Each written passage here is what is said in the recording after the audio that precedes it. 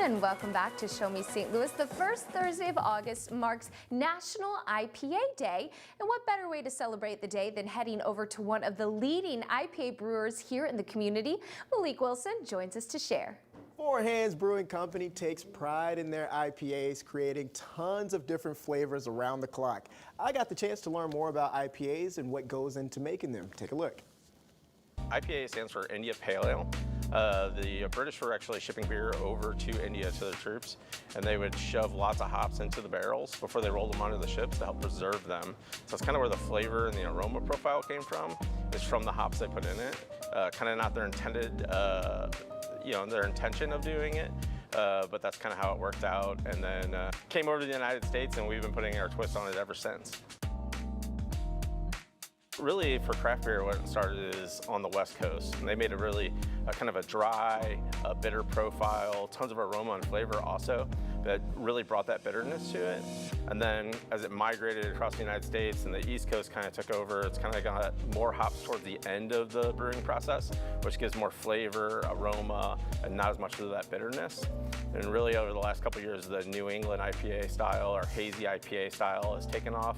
And a lot of those here, we put all of our hops at the very end, and we cool the wort down to under 180 degrees so it doesn't extract that bitterness.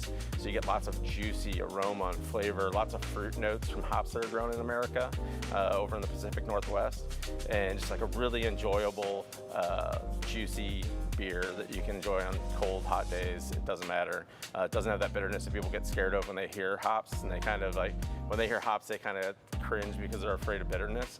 A lot of our IPAs, the hazy IPAs and juicy IPAs, are approachable for everybody. We're really a IPA kind of heavy portfolio, so it's just an opportunity for us to celebrate it. We've always got them on tap in our tasting room downstairs or upstairs, and soon our Chesterfield location. So we've got a lot of fun ones out right now. We did another batch of Voltron out. It's great. We have Tidal out right now, which is a newer one that has lots of berry notes to it. Kind of unique, really good, fun one to try. And that's one of those hazy, juicy ones that everybody can try and not be afraid of the hoppy bitterness that they've heard about in the past. It usually does scare me away, but all the information that you're going to need is right there on your screen, Mary. I love it. Malik, for Four Hands, though, have you had the seltzers before?